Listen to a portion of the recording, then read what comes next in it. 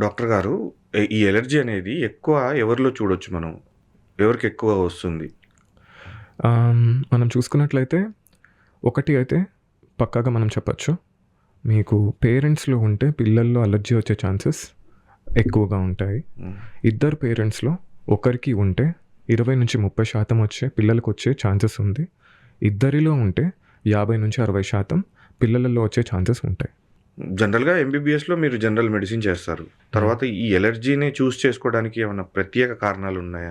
So, MBBS doctor అవ్వాలంటే MBBS చేయాల్సిందే. హ్మ్. తర్వాత మనకు అమెరికన్ సిస్టమ్ చూసుకున్నట్లయితే ఇంటర్నల్ మెడిసిన్ చేస్తారు. హ్మ్. ఇంటర్నల్ మెడిసిన్ తర్వాత మీకు అలర్జీ, రుమటాలజీ పైన మీకు సూపర్ స్పెషాలిటీస్ ఉంటాయి. అదే మన ఇండియాలో చూసుకున్నట్లయితే సెపరేట్‌గా అలర్జీ పైన మీకు సూపర్ స్పెషాలిటీ అయితే లేదు. సో, ఇండియాలో యూజువల్‌గా అలర్జీ ప్రాక్టీస్ చేసేవాళ్ళు పీడియాట్రిషియన్స్ కానివ్వండి, ఈఎన్టీ డాక్టర్స్ కానివ్వండి, పల్మనాలజిస్టులు కానివ్వండి, ఆర్ ఇంటర్నల్ మెడిసిన్ డాక్టర్స్ కానివ్వండి, వీళ్ళు అలర్జీ పైన శిక్షణ లేకుంటే ట్రైనింగ్ తీసుకోవాల్సి వస్తుంది. ఆ ట్రైనింగ్ మీకు ఫెలోషిప్స్ ద్వారా, లేకుంటే ఆన్లైన్ కోర్సెస్ ద్వారా, లేకుంటే బయటకు వెళ్ళి ప్రాక్టీస్ చేసి వచ్చే ద్వారా వచ్చిన మీకు ట్రైనింగ్‌తో మీరు ప్రాక్టీస్ చేయడం జరుగుతుంది ఇండియాలో. అపోలో సంస్థతో మీ అనుబంధం ఎలా ఉందనుకోవచ్చు? నా ఎంబీబీఎస్ కడపలో అయిందండి. 2010 బ్యాచ్. హ్మ్. 2016 వరకు నేను కడపలోనే ఉన్నాను. హ్మ్.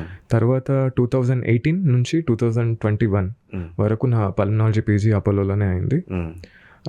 తర్వాత ఫెలోషిప్ క్రిటికల్ కేర్ అయింది. హ్మ్. తర్వాత 2 ఫెలోషిప్‌లు అలర్జీలో అయ్యాయి. నాది నా అపోలోతో సంబంధం కానివ్వండి, అనుబంధం కానివ్వండి 2018 నుంచి హ్మ్. నేను ఉండగలుగుతున్నాను అపోలో గ్రూప్‌తో. దానికి నా కృతజ్ఞతలు. అలర్జీలో స్కిన్ ప్రిక్ టెస్ట్ అంటే ఏంటో తెలుసుకోవచ్చండి? సో, సాధారణంగా ఒక పేషెంట్ మన ఓపీకొచ్చినప్పుడు మనం ఫస్ట్ చేసుకోవాల్సింది ఏంటంటే అలర్జీ కోసం వచ్చినప్పుడు ఫస్ట్ అది అలర్జీయా కాదా? హ్మ్. మీకు 50% అలర్జీ లేకపోయే లక్షణాలు కూడా ఉన్నాయి. హ్మ్. అపోహ ద్వారా వస్తారు ఓపీకి.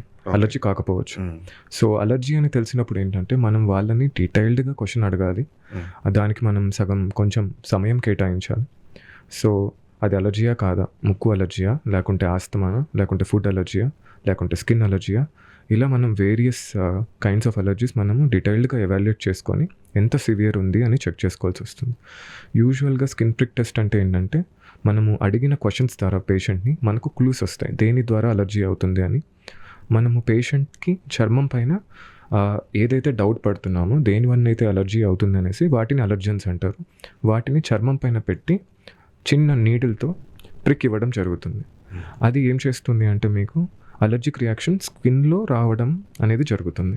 సైజ్ కానివ్వండి, దురద కానివ్వండి, మీకు సలైన్, హిస్టమిన్ అని 2 కెమికల్స్ అనేవి కూడా ఇవ్వడం జరుగుతుంది. వాటితో కంపేర్ చేసుకొని ఈ అలర్జెన్ మీకు క్లినికల్ హిస్టరీతో అంటే పేషెంట్ చెప్పిన దానిలో మనం అనుకున్నది స్కిన్‌లో వచ్చింది మ్యాచ్ అయిందా లేదా చూసుకొని అది వాళ్ళకు నిర్ధారణ చేయడం జరుగుతుంది. అది మీకు ఇది చర్మ సూది పరీక్ష అంటారు. ఇది ప్రతి అలర్జీ పేషెంట్‌కి అవసరమయ్యే టెస్ట్.